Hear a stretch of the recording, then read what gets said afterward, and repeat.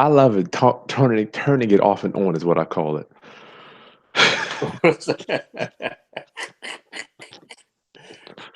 Like, I know the Paul at 2 o'clock in the morning, 2nd Street in the basement. Yeah. So I And just came back from Ohio. Just got back home. what you doing up there? We did this joint with Dave Chappelle last night. The juke joint. You did what? Dave Chappelle had a dinner and a private event last night at his house. Oh, word. In Yellow Springs. That's Ohio? Yeah.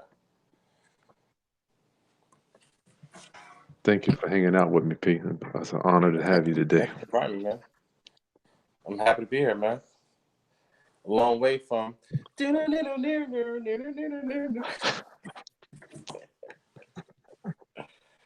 know I'm going back at the craze. I'm gonna have everybody on this joint, man. Hey, man, that's how it's supposed to be, man. This is cool.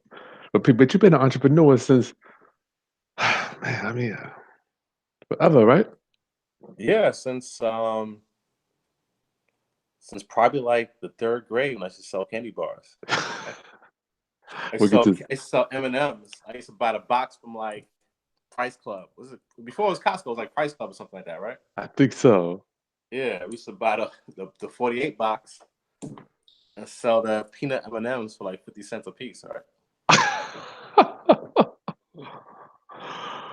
This is so awesome. All right, class. Thank you for joining us today, hanging out with my friend Paul Saunders. Paul Saunders. Hey, what's up? Paul, we ain't started yet. I'm gonna let everybody log on. Take a few minutes for everybody to get on. Where you at, by the way? I'm at home, Brooklyn.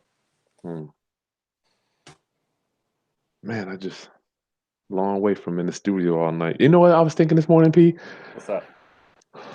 You the first dude that pulled me aside. I will never forget this conversation when I was embarking upon being a super producer.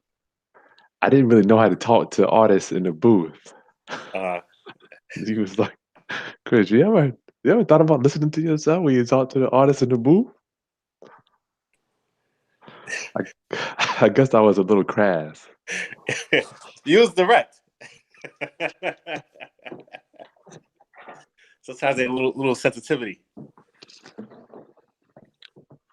But I'm glad you did that, though. Hey, man. No, I mean, I learned a couple of things from you. Actually, one of the decisions,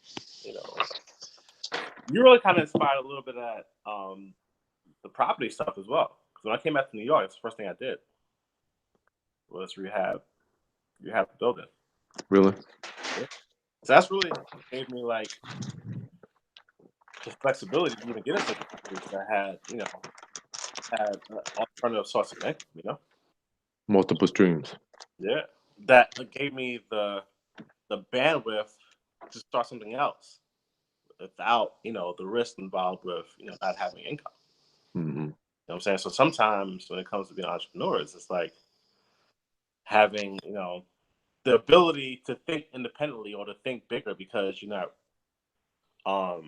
impacted by a daily decision to earn money to just to stay afloat. It sounds like what you're saying is cash flow. Cash flow is important. Cash flow is important. If your cash flow is low, then it's hard for you to make bigger decisions. Because you cloud your mind.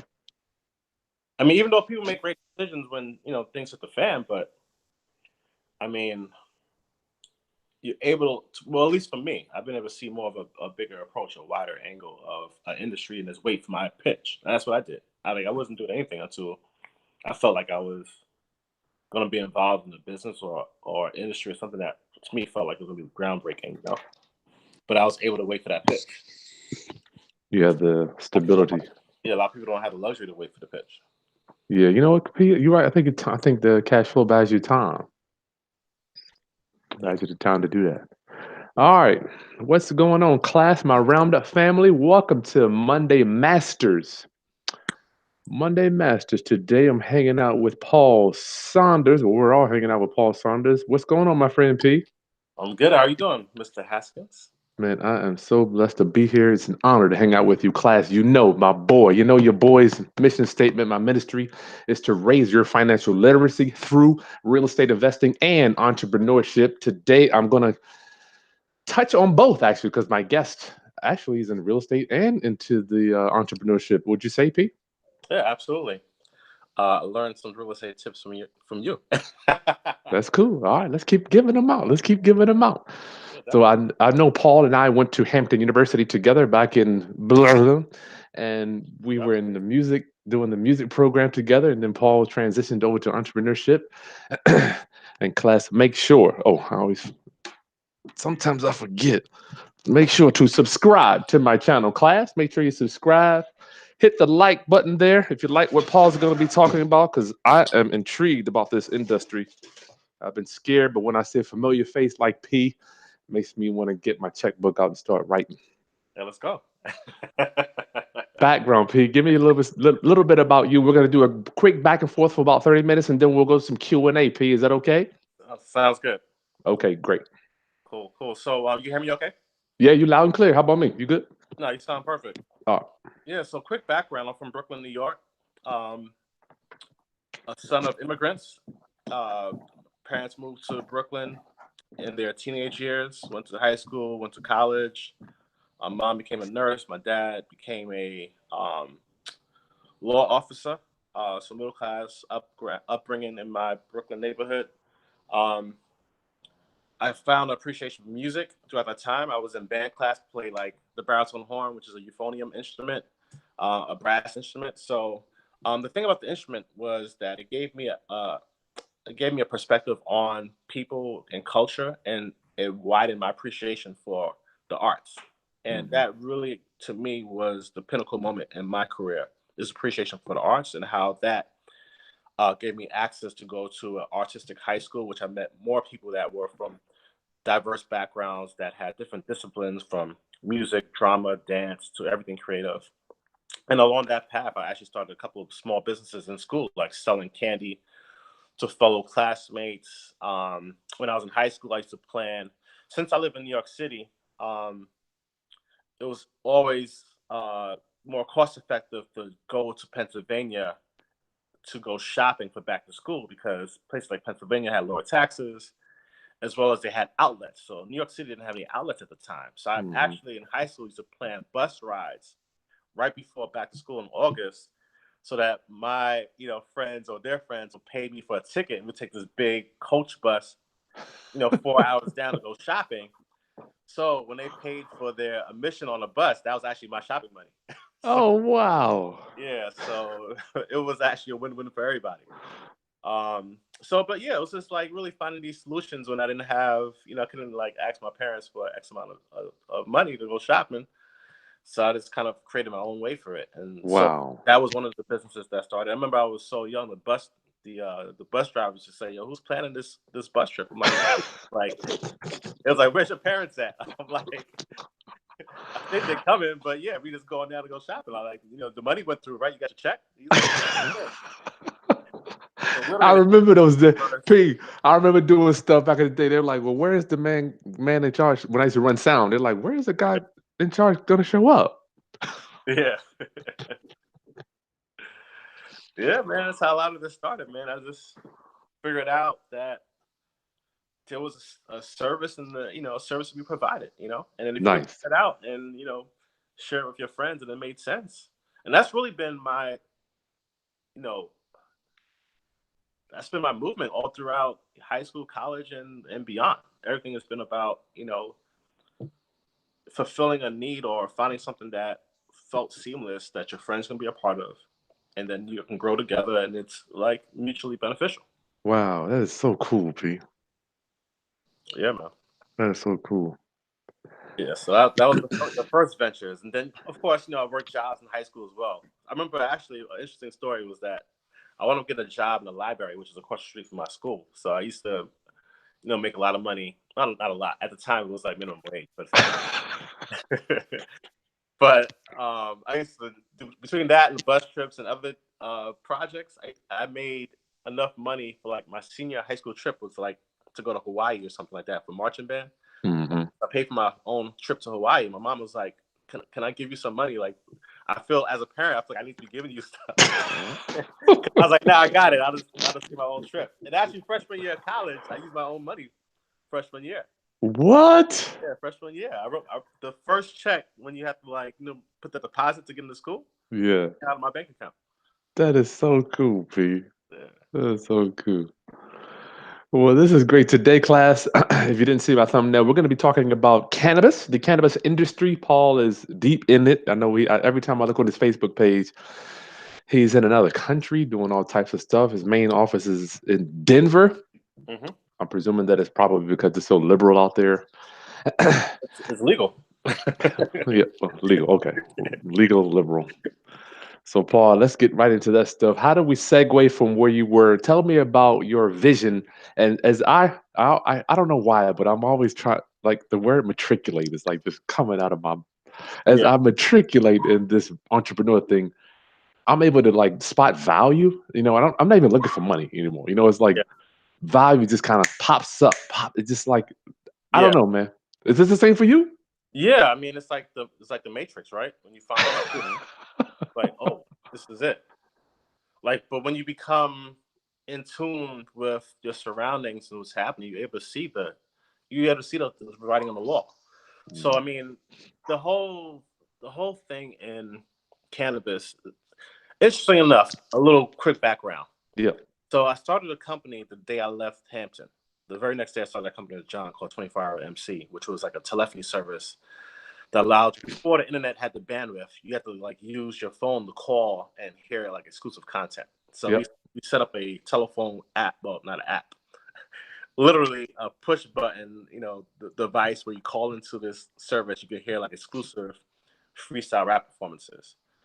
So right after that, I went to New York, and I came back to start an open mic event, Fuzzy Wednesdays, which you know of Chris. And that was really started with the notion of all of our friends that were practicing their craft, which being the musicians, they didn't have any gigs. So it was like really set up to create gigs and opportunities for all the musicians that were practicing all day, but didn't have an outlet or venue to perform or to profit from it. So that's when we started Fuzzy Wednesdays. So it was like a collective of people that, we all thought that were great musicians that came together, and we created this open mic. So after the open mic, we did that for a couple of years. And right before 9/11, probably a year prior to that, I wanted to know my value in corporate America. So I was on Monster.com looking for jobs, and I was like, I wonder what I'm worth in corporate America. So I found this job on Monster that said, "Do you like entertainment? Do you like nightlife? Do you like marketing? Do you like partying?" I was like, "Oh man, that's all me." So it wound up being a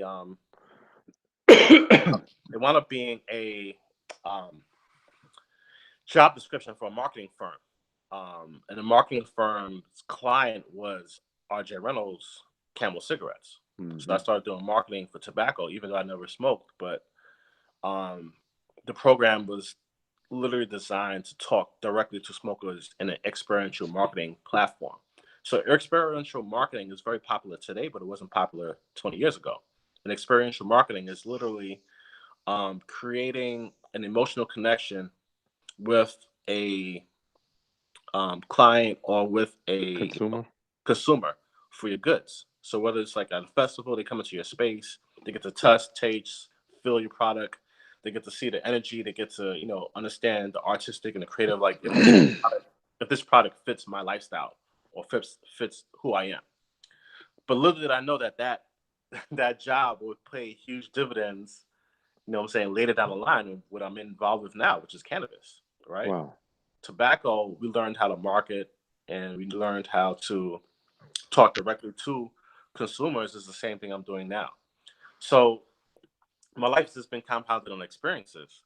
So how I got into cannabis, I was literally like, I was in Dubai hanging out with some friends, and they were like, "Hey, can you find me a cannabis investment?" I'm like, "Why are they asking about cannabis in Dubai?"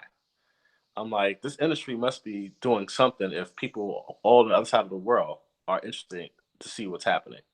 So literally took a trip out to Colorado, and I, figured out that I need to see what's happening on the ground level. So I went to the first legal state, which is Denver, Colorado. Went there, And around that same time, one of the guys that I met in Dubai, he connected me with another guy that was trying to start another company, who was now my partner. And we just figured it out. We went to Colorado. We figured out that, okay, this is the cannabis industry. Like, you can do things like, you can sell hardware, you can sell bags, you can sell, like, what's the entire ecosystem of cannabis, right? Like, do we need to grow? Do we need a license? Or do we need to do a transportation service? Do we need a security service? Like, how can we work with this industry? But how can we work with this industry without needing a license to work in the industry? So a lot of people think that you need a license to be in the space. But it's an entire ecosystem, just like any industry. Like, you might need accountants, you might need Support. support, you need logistics, supply chain, you need all that stuff in this industry, which is rapidly moving. So, interesting enough, our opportunity that we saw was that when I went into the dispensaries, which are places or stores that sells legal cannabis products for recreational or medicinal, I saw that there wasn't any cannabis products or brands that I felt I identified with. And with my background of doing marketing and branding, I always felt like, there's a reason why people like Camel or Marlboro, or why people like Jack Daniels, or people like Red Bull or Coke or Sprite or McDonald's. It's a relationship that you feel connected to a brand. And I felt like I didn't see any of those brands that did it for me in Colorado. Mm-hmm. So we started our own brand. We started our own brand, and that brand is called Mezz, MEZZ. So along the process, before we even called it Mezz, I was doing research. I was like, I never consumed cannabis all my life. High school, college, never smoked. Yeah. After college, the majority of my adult life. And the thing that was interesting to me, I was like, when did cannabis become illegal? And I found out it became illegal in 1937. Right? And I said, well, what happened before 37? Like, and I was like, well, doctors gave it out. People used it for tinctures. Like, people used it. Like, it was a widely used, plant. And then I started doing a little more research, and I'm like, well, who made it illegal? And I found out this is one guy named Was it Anslinger? Anslinger. Yeah, this one guy, which is actually a really cool documentary right now on Netflix called "The Grass Is Greener." It just launched on 420. Yeah, you showed me that I watched that last night. Very mind opening. Yeah, definitely. So when I started to realize that what we've been taught about cannabis is completely someone's narrative that's been concocted, and it's not based on facts, I was like, wow, this entire plant and industry, we've been misinformed for almost 100 years. And wow. And the fact that this is actually a tool a plant that's helpful for people, as well as people have been, incarcerated at an alarming rate, because of the plant. It has opened me up, and I was like, look, I have to be involved in this industry, because for just the simple fact of changing or trying to remove the stigma, but also open up opportunities for other people, right? Like, I got into this industry about 3 years ago, and it was still popular then, but now it's like the spotlight is on cannabis, is on CBD. People are very intrigued about the plant. They're seeing all the record profits from Canadian stocks. They're seeing all of all the profits have been made. They're seeing all the dispensaries. Like, this is a hot subject. Yes. It's so hot that when I mention cannabis to anyone, it's always a topic of conversation. Like, literally, like, I've never been involved in a business where people have been so interested to see what's happening. And they've also been interested on our path. Like, how did you get involved in this? I'm like, look, more than real estate.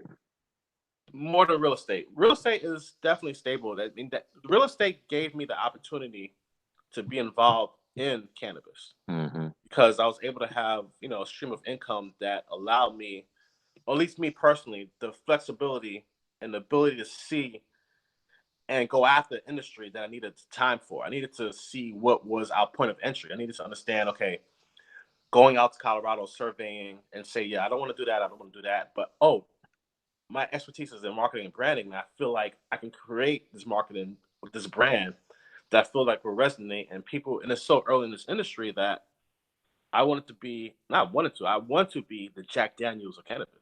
Like, I want to be a legacy band for 100 years, so that it can be passed on through family through friends. It can employ people. It can be something that's like literally. I feel like this was like a time in history that I can take advantage of it. I didn't feel like this would come back around. It's like when the dot-com explosion hit, right? Mm-hmm.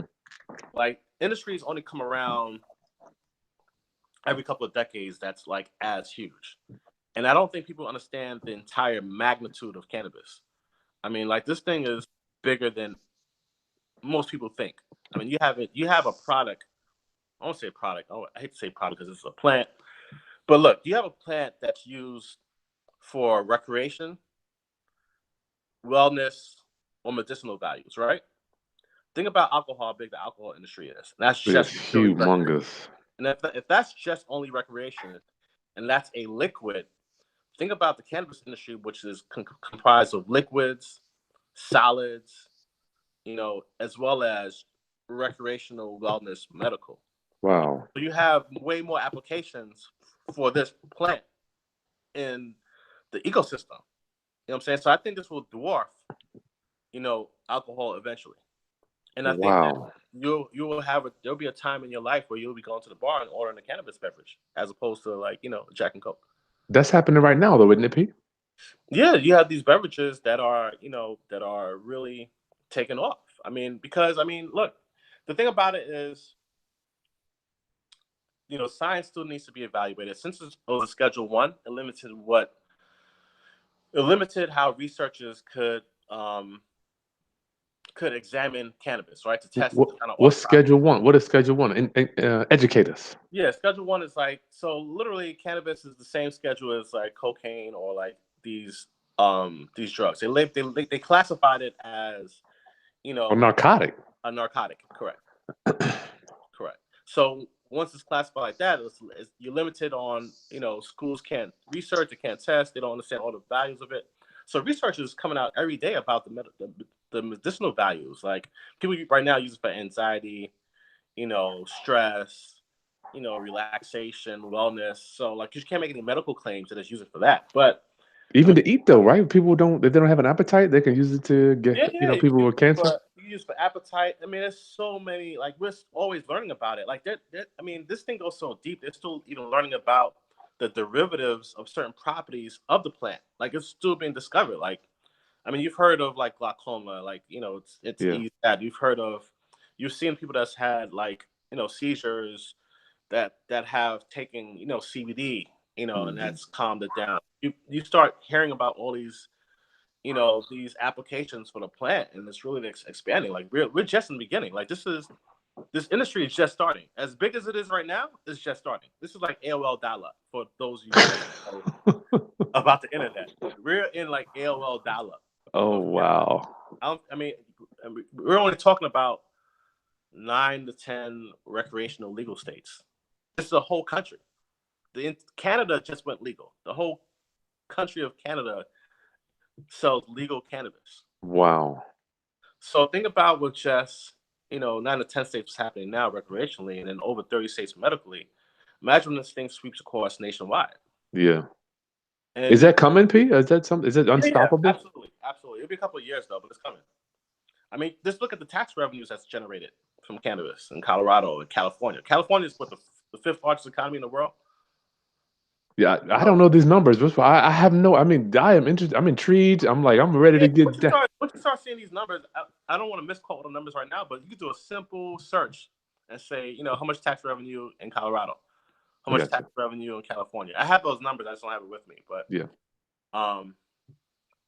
the numbers are staggering. I mean, like literally, like there's a lot of money being made in this industry, and it's not just about the money, but it's also like wellness and health, but it's creating a lot of entrepreneurs, a lot of female entrepreneurs. A lot of I go to a cannabis conference every year in November, in Vegas.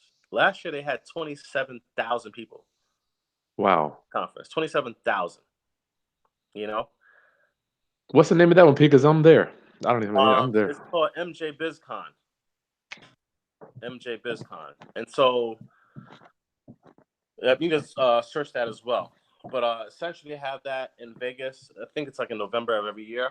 But you'll see everything you'll see the entire spectrum of the industry, right? You'll see people that touch the plant, and when I say touch the plant, meaning that they have a license to grow or extract or sell, or then you have companies that make soil, fertilizer, lights, Wow. realtors that are buying properties or looking for properties for cannabis zones or warehouses. Like you have, staffing, you have machinery, you have all these devices. So there's so many vendors that create products around this. Accounting, manufacturing. You have, it's so much papers. Financing too. I mean, shit, they gotta get. Yeah, financing. So like, Wow. financing is huge because there's an influx of capital right now, but not everyone knows how to find the Protect it. capital, Yes. or reach capital, right? And fortunately for me, that I've been able to build a network that gave me access, or I just not creative relations. I had natural relations with people that were interested in the industry, and they had um, amount of wealth to I don't say donate, to seed our project. Like when we started the company, we started with our own dollars first. Mm-hmm. We probably spent a couple $100,000 just ordering hardware, doing activations, getting the product, travel costs, things like that goes into starting. Yeah. And we didn't have to spend all that at once. It was a gradual, Over time. over time. But we got an infusion of seed capital. We were able to hire staff, set up shop in Colorado, make sure we had a back office, all those type of things, legal, all those type of, that structure we needed to make sure that our company had a solid foundation. Gotcha. And we have all those things, and that's really coming with the right partner. I mean, we partnered with some great investors, just two actually. One is a pain management doctor, and the other one is manages a healthcare VC fund. So I mean, we were able to build that relationship just off of previous travels in my life, or just being a solid person and just having access to people that were interested in what I was doing, as well as interested in this space. So this all your integrity. Tell me about your product specifically, P. And Mez, give me a snapshot. I don't want to get too deep into the name Mez. I saw it last night. Give me the name real quick, and then give me your product, P. What are your products? Yeah. So quick on Mez. So the reason why we call it Mez, because I discovered a name that they called cannabis in the 30s. And it was called Mez. I was like, what does Mez mean? Short for a guy named Milton Mesro, who was a jazz clarinet player that moved from Chicago to Harlem. He was a white Jewish jazz musician that moved to Harlem to play with Count Basie, Duke Ellington, all the jazz greats. I didn't even know that these dudes were smoking weed back then either. I saw that. That's why they was killing the game. Like literally, like Louis Armstrong, you was watch documentaries of Louis, and he says, "Look, this plant helps me, frees me up." So yeah, the musicians definitely all utilized Mez in those 30s and 40s because he had the best. He had the best from like the West, and he was importing some premium bud for the jazz musicians. Gotcha. And they called it Mez. So, and also he was a fighter for equality. He was also he wrote letters to be released from prison because he felt like they were testing cannabis in hospitals. And wow.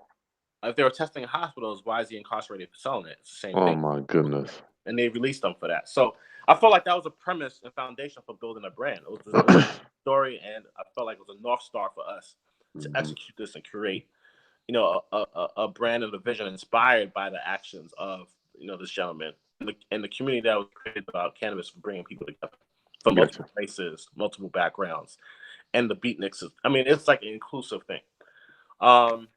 What was the second question you had, Chris? Oh yeah, your product. Oh yeah, my product. Yeah, so man, I wish I could show you some products, right? Yeah, you got some right there. We create. Well, you can go on the site. The site is what is it? Mezbrands.com. Mezbrands.com. Yeah. And some of you guys might go to the site and say, I wish there was more information, but we're still limited on all the stuff we can put on sites as well. Even with the text? Yeah, we know social media. Like our first social media page, Mez Brands, which was on Instagram, we were over 20,000 followers, and that got shut down. What? Because there's different laws, or they thought that we were probably selling or whatever. But I mean, everything we do is legal and legitimate. So we have a new page, which is called Mez Life, Gotcha. which is more of a lifestyle, so that we don't really get into the minutia of showing products and everything like that, and trying to really persuade. But we sell like vape pens. We sell, so in addition to figuring out our niche, like we felt like the future of cannabis was going to be in concentrates. Concentrates is like alternative forms of cannabis that's not the flower, right? So you extract the juice or the oil from the flower, and through a process, you can put it in a cartridge or tube, which is called vaping. And we felt that vaping was a way that it was more discreet, that people would find or have an affinity towards, that fit their lifestyle. So we created a line of vape products that was based on a mood. So So we're vaping weed. you're vaping, correct? Oh my Vaping, Lord. you're gonna be drinking it. You're gonna be putting it on your elbows to relieve your pain. Arthritis. I mean, I was talking to a young lady last week. She wants to do. It's already available on the market, but she wants to do additional products for PMS. Oh They wow. have a wide variety of products. You have patches for pain relief. Mm-hmm. You have gummy bear. You have everything. You have baths, salts. You have a whole bevy of products that Wow. have infusion in it. I That's what I'm did not saying. It's know going to be that. such a huge industry because it touches so many. It touches so much. You're right. I'm late. Sway, you're right. I'm so late. No, you're not late at all. I'm saying this is still beginning. It's still beginning. Okay. It's only available in a certain amount of states. It's not even the entire country yet. So imagine like the prohibition era of alcohol, right? We're just in the prohibition era. Imagine how things were like, 80 years ago, before Mm. you can buy, beer or wine everywhere at 7-Eleven. 7-Eleven wasn't available back in the days. I got you. I got you. So it's still the Wow. beginning of this industry. So I don't want anyone to feel like, oh, I'm late. You're not late. It's just the beginning. Okay. Just the beginning. And already at the beginning, it's 10 billion already right now. 10 So billion a year, is that $10 billion industry a year, and that's the legal market. the legal market? Oh wow. Wow. Right. So imagine when everything goes online. You got to think about how. That's what I'm saying. People don't really understand how huge this industry is. Wow. I'm so in, dude. I've been thinking about this for several weeks, but we're not gonna get into me. All Okay. right. Question P. I want to Yeah. start down here shipping. I live in Virginia. If I buy Yeah. something from Denver, how does that work out? Legality and all that stuff. Cannot ship, but we are developing a line of CBD products, which CBD comes from the hemp plant. Hemp plant does not have cannabis. Which makes cannabis is that cannabis has THC and CBD, right? Break it down. THC is the psychoactive, the part that gets you high. The CBD is more or less the body healing, right? Gotcha. So from the hemp plant, you can literally have mostly. Oh no, I lost you, P. Golly. Class of y'all. Shoot. Darn it. Do y'all see me or is everybody frozen?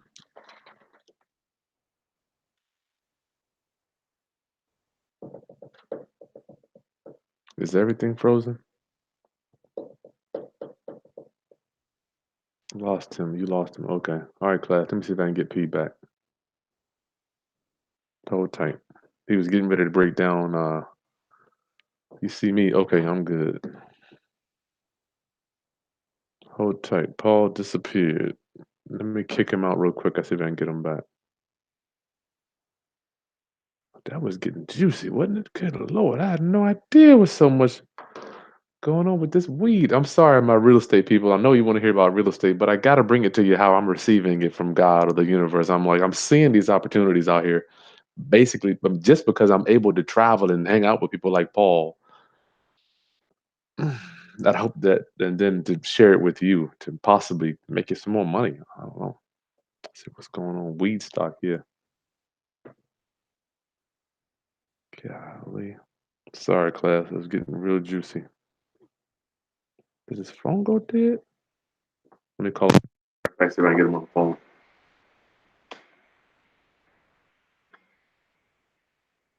Oh shit. I think his phone went dead. Hold tight. Let me go get. I'm gonna be right back, class.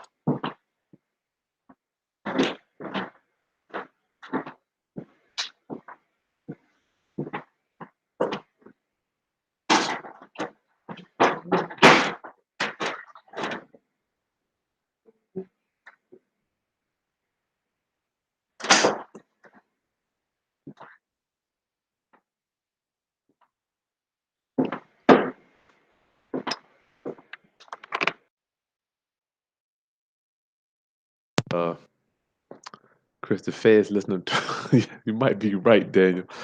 Feds might be listening in. I don't even know. He was getting ready to break it down how it works across state lines. I want to know if I'm living in Virginia and I want to buy some weed. I mean, not that I'm going to buy. I don't smoke. My roommate smoked every day in college. Well, when I was a freshman, these dudes woke up with a blunt, had a blunt for lunch and a blunt for dinner. I'm like, I tried to smoke a little bit. P, Hey, what's up? Sorry about that. you sideways. I don't know, my bad. Can you see me now? Yeah, your phone went dead. Yeah, it did. I was I didn't charge my phone this morning. It's all I was good. traveling. Sorry about that. So we stopped at shipping. We were right at shipping. You get ready to lay it out. Yeah, my apologies to everyone. So shipping. You cannot ship cannabis products, but you can ship CBD products. So CBD is, from a hemp plant, it has very minute levels of THC, which is below the limit, and they allow you to ship it. So that can be shipped. You can't ship it legally. Well, you cannot ship cannabis legal, but you can ship hemp. Gotcha. Wow. And CBD comes from hemp, and that's cool. the wellness side of it with very minimum THC levels. So the government allows you like 0.03%. So when it's in the mail, how does the Fed that's opening it up doing an inspection going to know? Do they have a certificate in there? Yeah, invoice, whatever.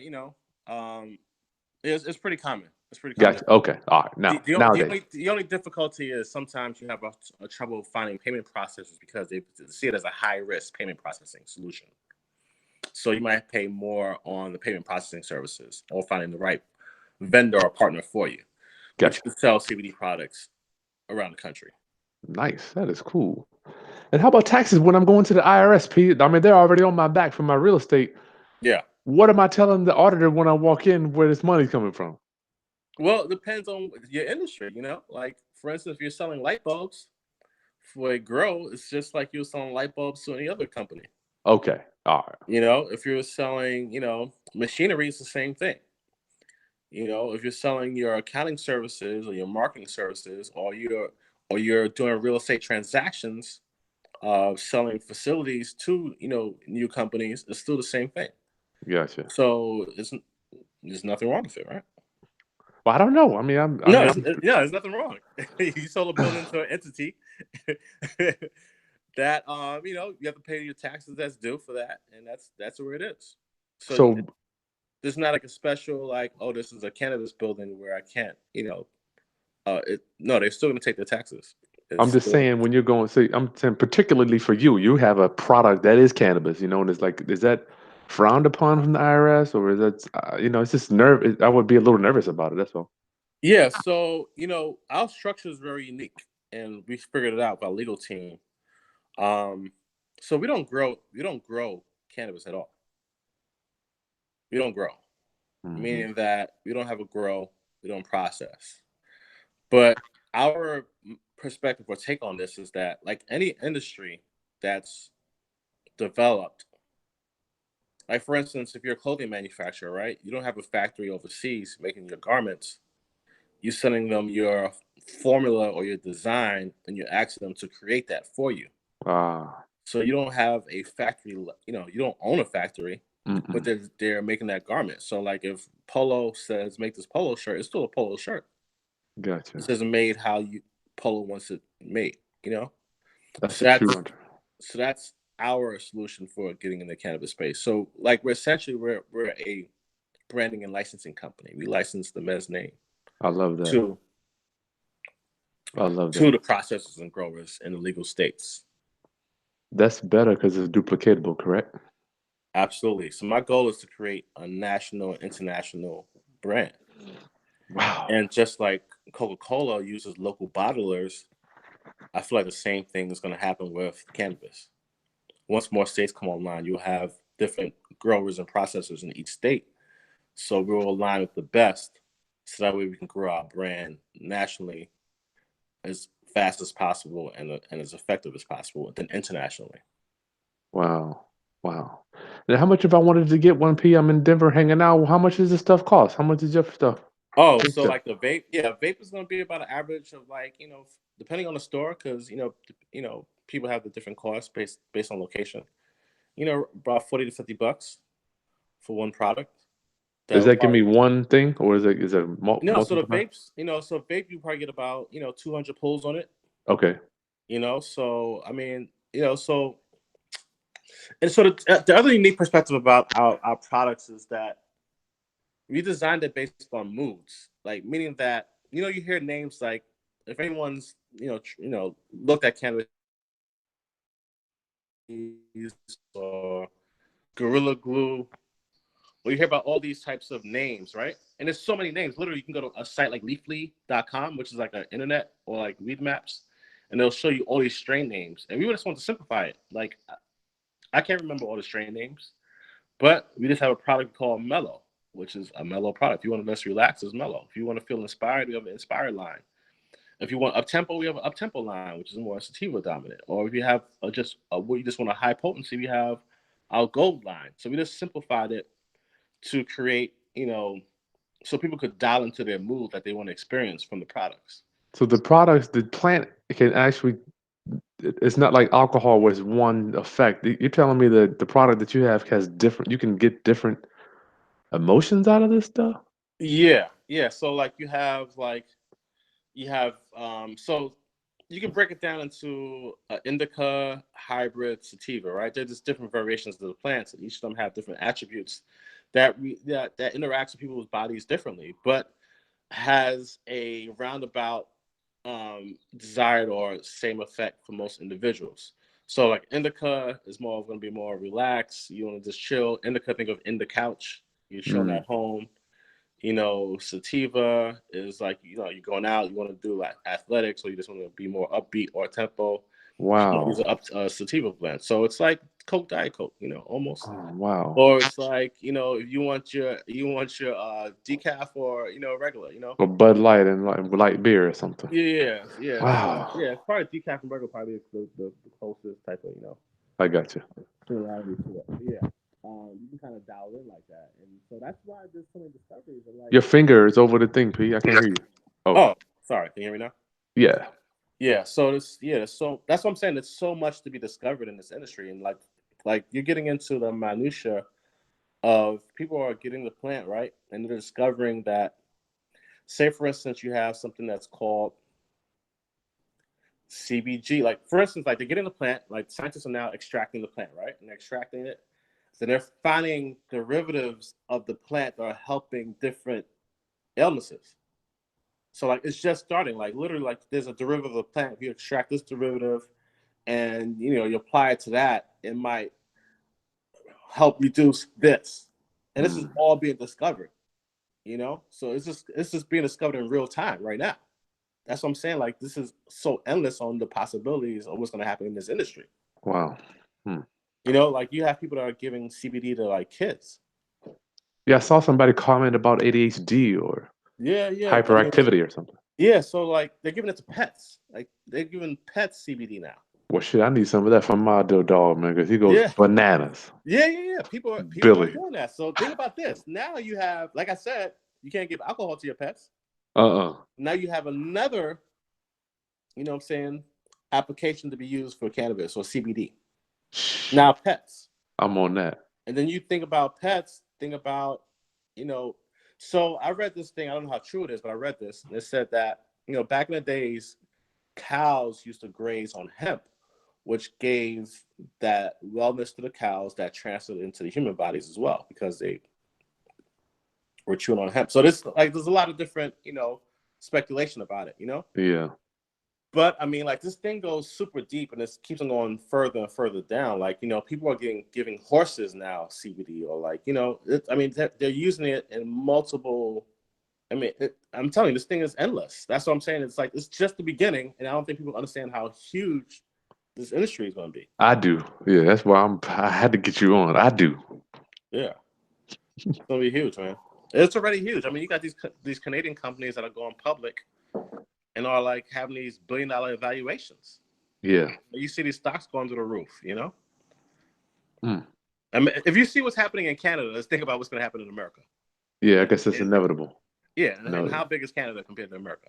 All right. Wow. So if that's a snapshot of what's to happen, I mean, Yeah, sky's the limit. Sky's the limit. Yeah, we talking about U.S. We didn't even talk about getting Mexico involved in this, and like, you So, know, all the, you know, saying all the other countries, you know, they want to keep them out, man. They don't want to get them no money. I mean, the word marijuana is a Mexican word. That's what I saw last night on the documentary. Yeah, it's a Mexican word. You know, they used to work marijuana joints, Mexicans. You know what I mean? So like, that's what I'm saying. This whole thing is like, it's evolving.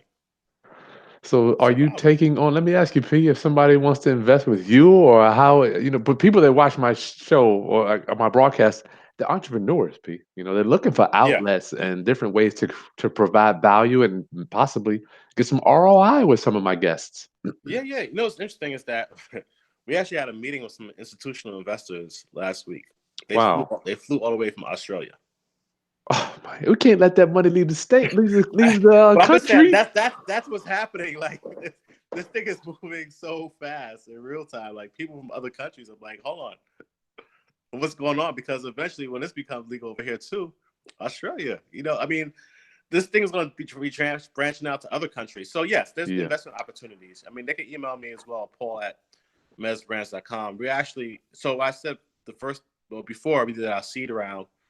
And now we actually are going to be doing a raise for expansion, because right now we're currently operating in Colorado, but by summertime we're expanding to California, to other states. So California is going to be huge for us. That's like operating 3 countries.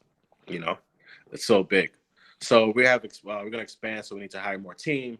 We need to more marketing. You know, more materials. So we're just going to expand and grow this thing, because like it's a fascinating time. And like, you know, I also feel like you got to be you have to have a sense of urgency as well, because, I mean, as you can see, like the big players getting involved now. Yeah. You know, like through Canada, especially. But these Canadian companies are buying up a lot of, you know, domestic companies, so domestic assets, right? So, I mean, there is value in owning these companies now, because they have so much capital that they need to acquire, you know, assets, right? Yeah, but think about this. And this is how I always thought about it from the beginning. You look at a brand like Diageo. You familiar with Diageo? The portfolio of spirits? What's that? So Diageo owns brands like Ciroc, like, I mean, they probably own about a good 100 liquor companies. Or like Jim Beam Group that probably owns 100 liquor companies, or Jack Daniels Group, you know? Okay. They own multiple brands. Think about this. Kellogg's. How many cereals does Kellogg's own? Yeah, you can't count them. I don't know. You know, Quaker, or, you know, Nabisco. You know, think about that, right? So if you're gonna be one of these companies, you're gonna need to acquire these assets or these products that you can be able to maximize shelf space. So when someone goes to the store to purchase, you want to make sure you have, you know, multiple, you know, irons in the pot. If they don't want Fruit Loops, let them buy, you know, Frosted Flakes. They don't want Frosted Flakes, Lucky Charms, you know. So you'll start to see this market get even more sophisticated by the year, you know. P, you've always been forward thinking, my friend. Well, thanks, man. So yeah, go ahead. Well, your opportunities. Your email, P's email is, and his handle is in the video description too down here. If y'all get in touch. All right, cool. Yeah, and then we have a whole, you know, team. We have some very guys that handle all our raise stuff, which are our partners. I mean, the deck is amazing with, you know, all the details, data, all that stuff, you know. So, gotcha. Chris, if you want to check it out, you know, send over the NDA and you can look at the offering and all that stuff. Yeah, why not? P, my thing is, you're a true owner. Doesn't know the numbers, but can pick the phone up and call the person that knows the numbers. Right. True owner. That's the same way I mean, I consider it to be, people say that cheating's not right, but in school, P, you know, we've been taught can't cheat, got to know all the answers. I'm like, that ain't how my world works. Yeah. Well, I don't want to know all the answers, to be honest with you, because why is that? I feel like you still need interaction, because that's like how, like, to me, like some synergy starts. Like, I want to hear your perspective, because like, yeah, we can have the answer, but I want to know like why you think this would be right, and then what would you do differently? Mhm. You know, I don't want to be rigid in my thought. I want to be like water to understand what's happening, and you know, what else could be looking at, you know, because you can have, you know, yeah, you can say, okay, what's this answer, and someone gives you the answer, right? But there's a lot of juice when they explain why they got to the answer, or what they, and you know, if they did something differently, what would be the next variable, right? Yeah. So that's why I say I like to always ask people their perspective and thoughts. You know, even though if I do have an answer, I still want to know what you think about this. You know, Nice. I mean, what's, Nice. you know, how does it resonate? You know, what would you do differently? What makes sense? You know. Let's get to some Q&A, P. All right, cool.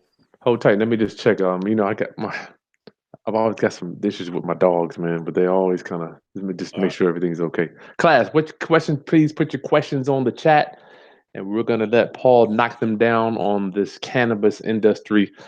My mission to raise your financial literacy. I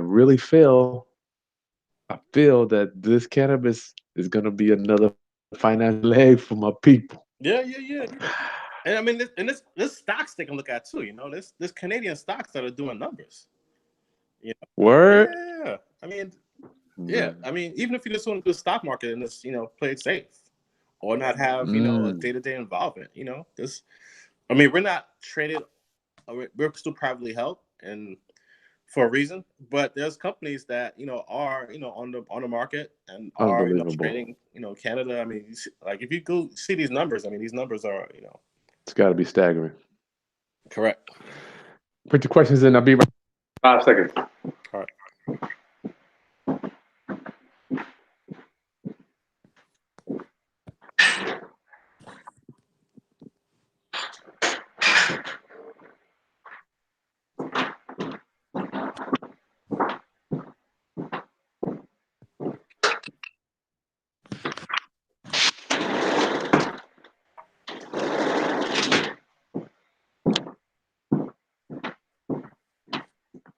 Probably give me a Oh,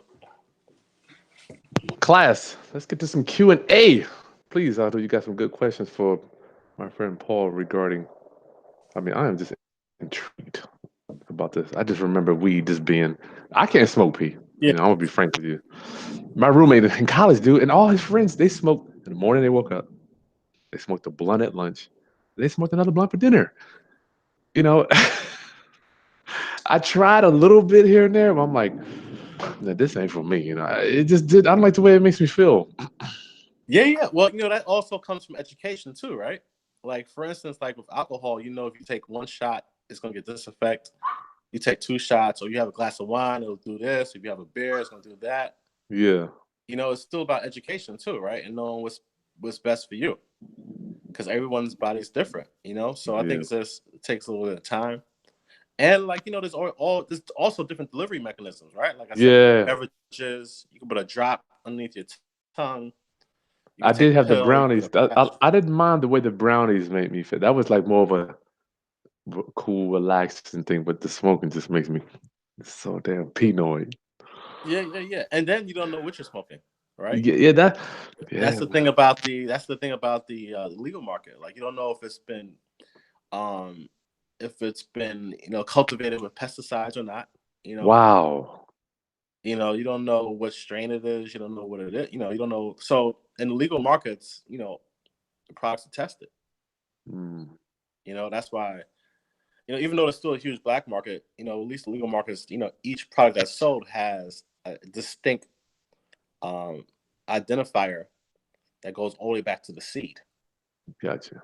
You know, so you understand the entire, you know, chain of that, you know, of that product. Daniel, hey Daniel, thank you for your love offering, brother Daniel. Thank you, thank you, thank you. You always work. Don't forget, class, hit the thumbs up button for your boy if you're enjoying the value that we're bringing to your life today. What do we have here? Hey, Rosanna.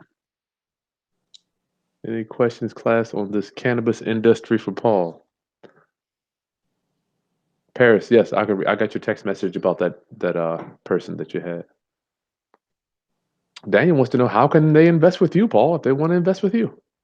Yeah, shoot me an email, and then we'll send out the NDA. I mean, we're we're gonna do our Series A, which is gonna be you know considerable chunks. But yeah, send me an email, and then I'll have It's in to. the video description. His email, his contacts in the video description. Okay. Daniel also wanted to know, will the weed industry have an impact on the recession, P, or is it recession proof? I I mean, this is a personal observation. I think that if there is a recession, there definitely will not be a recession in cannabis. It's been a coping mechanism for people as well. I Um, remember you telling me the entertainment business does well whether the economy's good or bad. You know, if it's good, you want to be entertained because you're doing well. If you're bad, if the economy's bad, you got no money, then you want to be entertained to take your mind off of it. I'll say this, and I'll answer this question with this one thing. Um, Throughout all the recessions we've had in America, are the tobacco companies profitable?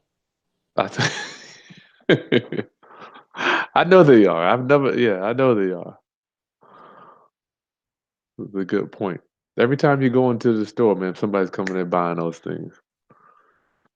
Yeah, That's a good point. or beer or wine. You know, Um, but Bud has been around for a long time. M. Sway, hey, M. Sway wants to know, how do you feel about the ability to grow hemp legally now, P? How do you feel about that?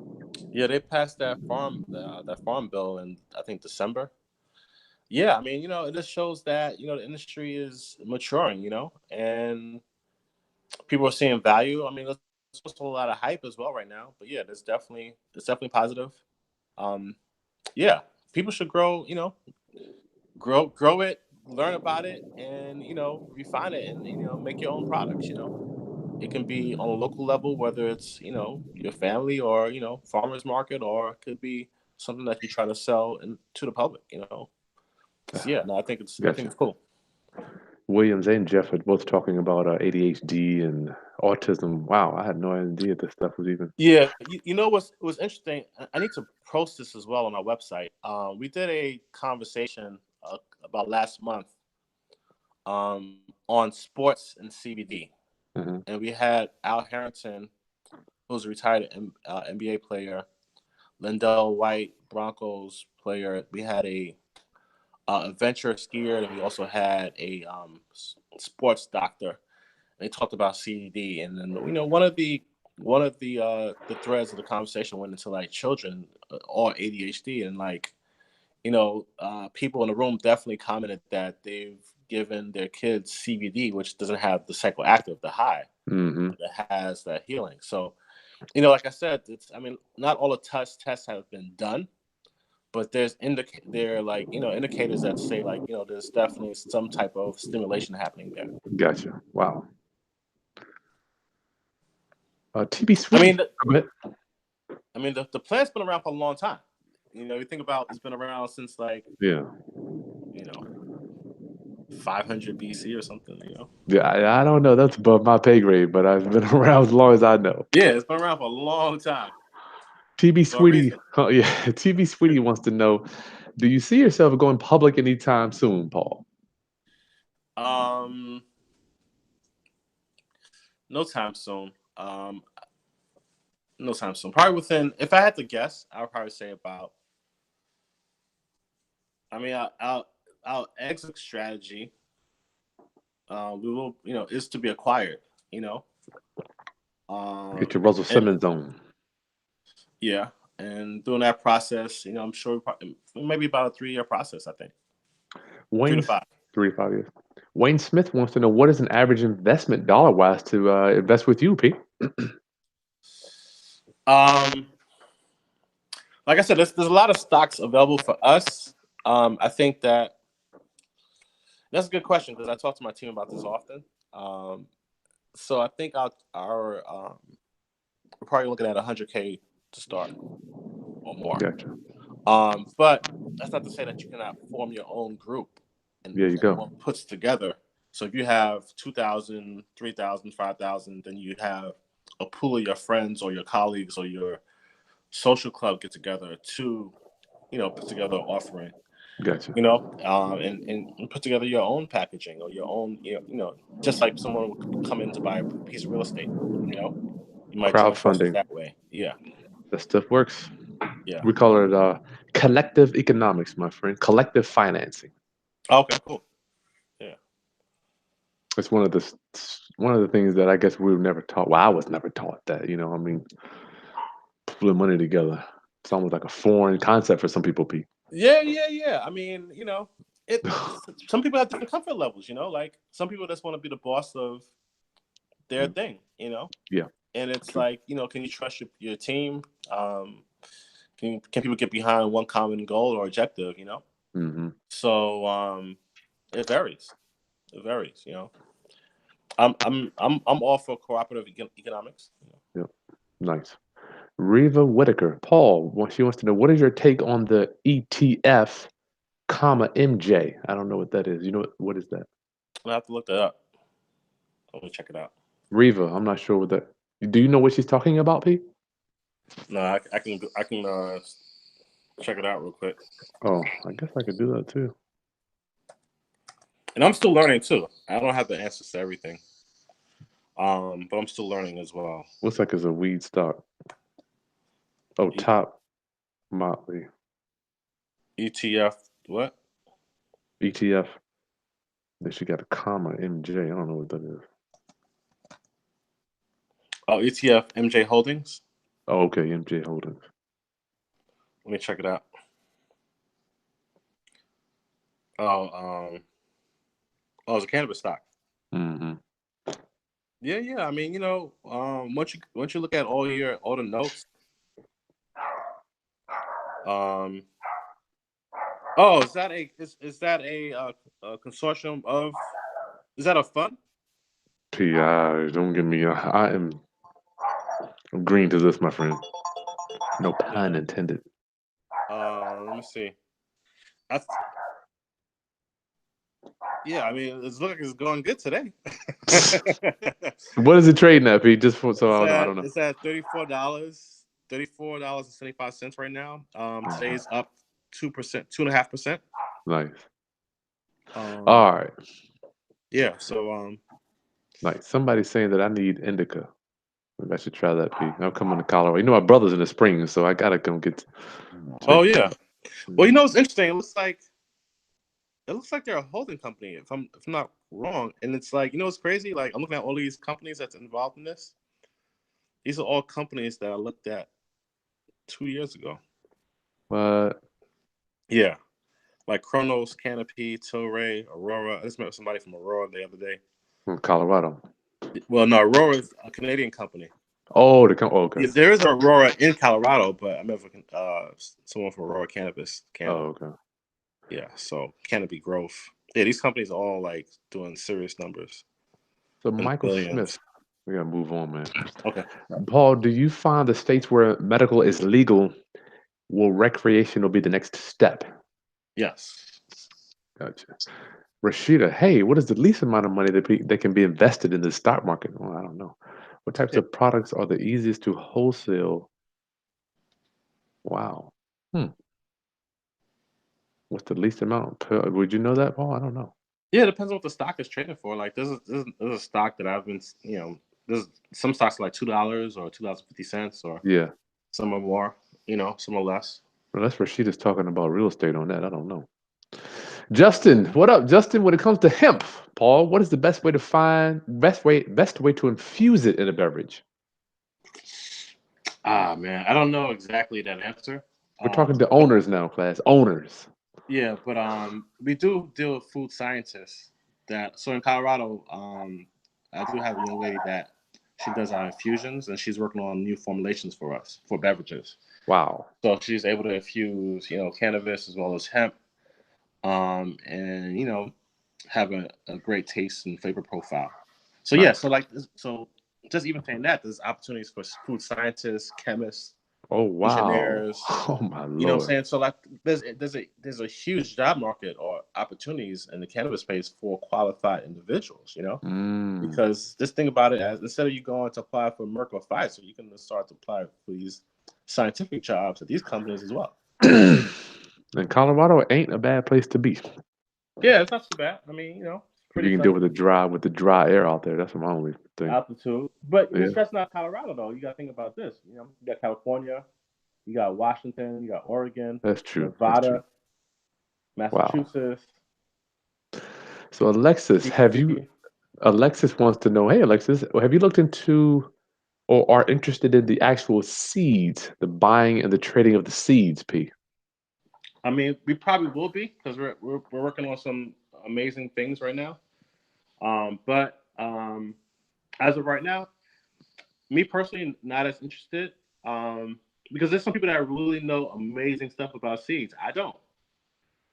So I mean, I understand the basics and the root of it, but I leave that stuff to the experts. I know about the marketing, branding, creating products, and things like that. So I outsource some of those other things to people I trust. Nice. And Daniel wants to know, have you thought about teaming up with a vaping company and just adding your product to that, P? Yeah, yeah. I mean, we're actually in discussions right now. Nice. Okay. Yeah, yeah. So we have some deals on the table. Elaine Perry. Hey, Elaine. Paul, do you have stocks for purchase right now? I guess you're private, so you don't. Yeah, yeah. We're private. We're private right now. Mhm. Because really we just want to control our narrative The right now. narrative is so big, isn't it? Yeah, we want to control our narrative. I'm just understanding what a narrative is, man. I've just been so brainwashed my whole life, man. Hey man, you done well for yourself, man. Well, P, wouldn't it feel good for you to come home to the city, have your own IPO? You're from Brooklyn. I mean, you be like the king of New York. What's interesting is that nah. I mean, hey, this thing goes so deep. I mean, I don't have all those political connections yet to be the king of New York. I'm just, you know what I mean, but not figured, not No, literal. but interesting enough that in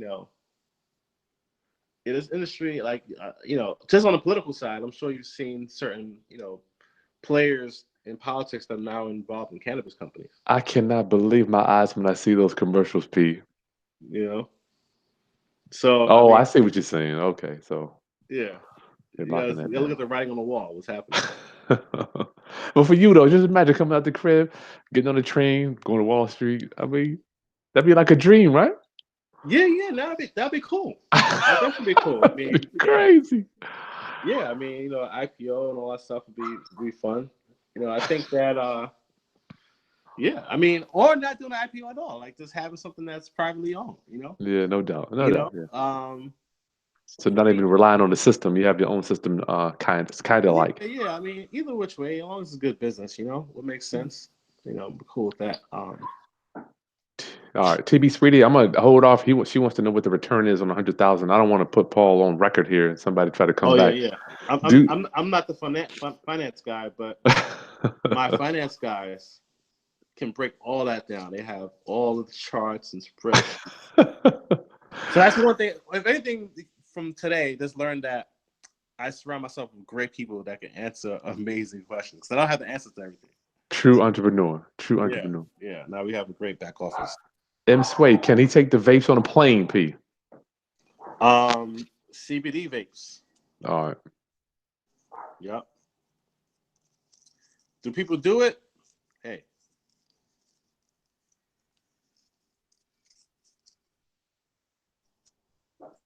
Wow, a lot of them coming. I'm gonna definitely need some of that for my dog, P. I need to get some of that for my dog, big time. Yeah, yeah, yeah. Definitely. Yeah. I'll get you some. What is this? Okay. Be sure to get with me. Oh yeah. No doubt. I'll get with you, Paris, on that. Chefs, they got people cooking up food parties. Wow. M Sway talking about that. That'd be a nice little touch. Yeah, yeah. We do those in Colorado. We do these infused dinners, and we do those as event activations for the company. Hmm. So like we'll have a private facility where to be able to taste some great amazing food. We actually had one of our events. We had the first chopped cannabis infused winner What? curate meals for us at one of our events. We're Nice. able to sample products and try it out. So yeah, infusion is huge. I mean, I'm sure people have probably heard all about these infused dinners that are happening Hmm. in legal or illegal states. Well, Rashida wants to know. Oh, she's asking about drop shipping, ordering. I'm presuming some of your products and wholesale. Yeah, yeah. Well, unfortunately, These people like like me, internet. Yeah, go ahead. yeah. So yeah, anything cannabis cannot be shipped, but CBD. So we're finalizing. We actually are creating a line of CBD products right now, which we can ship. So once that we're actually going back and forth on the formulas and the taste and everything right now. So once that's solidified and we roll that out, we can definitely talk about that. Paris wants to know what about banking regulations when it comes to deposits. P, is that something that one needs to worry about? Oh no, I mean our checks get deposited and extracted every day, right now. Stay High wants to know how to get started in the weed business. That's a big question, P. I don't know if you want to go there, brother. Yeah, to me it's simple. It's like do what you feel like that you will have fun doing. So if you want to grow, learn how to grow. If you want to finance. If you want to do stocks, do stocks. So like whatever your passion is, you can apply that to the industry. You know, if you don't, the only thing about it, if you want to be involved with the actual plan itself, and you don't live in a legal state, you might want to get to a legal state so you can really, Taste it. yeah, and infuse yourself in the culture and get some great knowledge. Yeah. So if you're in a legal state, then you probably have an upper hand if you actually want to deal physically with the plant. Daniel wants to know what about a cookbook, P, for CBD and or a medical book or something like that. Yeah, yeah, no, there's definitely some cookbooks available. Wow. Actually, Mary Jane, which is Snoop's company, sent me like their cookbook. I think Nice. Snoop and Martha has a cookbook. Okay. So think about that. That's a Snoop crazy. That's a crazy and combination. Martha Yeah. That's. has a cookbook. Do you see where the industry is going? I'm so in, dude. I'm so in. Michael Paul simply said, "You take the." Oh, here's a statement. Okay, P. Final thought for our new entrepreneurs or other entrepreneurs that want to kind of get involved with today with the cannabis industry Yeah, I and mean, in business in general. yeah, I mean, the simplest way is to understand. There's a ton of documentaries on Netflix. Hmm. Not to plug Netflix, but or YouTube, whatever. Just start like searching these documentaries, and you can kind of get the history, kind of understand different, processors, different opportunities. Just going online, just looking to see what interests you. Like I Nice. said, that the recent documentary, "Grass is Greener," but it's about. I mean, I can pull it up right now. It's probably at least 10 that even get deeper into like the business aspect of cannabis Nice. and like understanding the processes, and then like if even you want to grow, you can actually YouTube some of that stuff and see what people are doing or how they got into the industry. So there's tons of information out there. Just go check it out, search it, and you know subscribe, and get all that great those great tidbits. Nice. Nice. Nice. My brother P. Thank you so much, my friend. Oh, you're It's been welcome. an honor talking to you, dog. Class, make sure you subscribe, hit that like button, smash it down there, comment. What keeps me doing these videos is your comments. Yeah, Share yeah, it with other investors that might, or other people that might want to. For me, it's just another income stream. I got my real estate, the internet. We do lease options on the financing. We flip properties and do coaching and training. For me, all it is another thing where we're going to evaluate it and move on with people like Paul. yeah, yeah. And follow us on Instagram at MEZLife at MEZZLIFE. That's Um, life. Yeah, I've got it yeah, in the video description, P. I got it oh, in the comment. perfect. Yeah. So yeah, you can kind of see what was happening. I'm gonna actually share a lot more information on our platform because we do a great, like, for instance, last week we did an interview with the mayor of Denver and Wow. Bun B. So based on with Colorado being the first legal market, what are some of the best practices that other emerging cities Mm. um, can look at for positive experiences with cannabis, or how can it benefit. So like we're doing a lot of like unique content with not your typical people. I don't want to say typical people, nobody's typical, but a creative approach to getting information out to the masses of people. Yeah, because there's no blueprint, right, to where it's how this is going to end up. Oh man, nobody has the blueprint. This is all uncharted territory. No one in this field is an expert. Listen, Wow. Wow. there's no I expert. love it. I love it. So I can get in, P, because I don't know anything, and I can kind of feel my way around then. Yeah, man. Yeah. Nice. Okay, class. That's cool. Paul Saunders, Brooklyn, New York, by way of Hampton and Denver, Colorado. Yep. All right, class. I'll see you next time. I'll be back with Wednesday on Eddie, and tonight I'm gonna probably hit you with something around 8:30 tonight. I love you. Thank you for allowing me to serve, and I'll see you soon. Peace.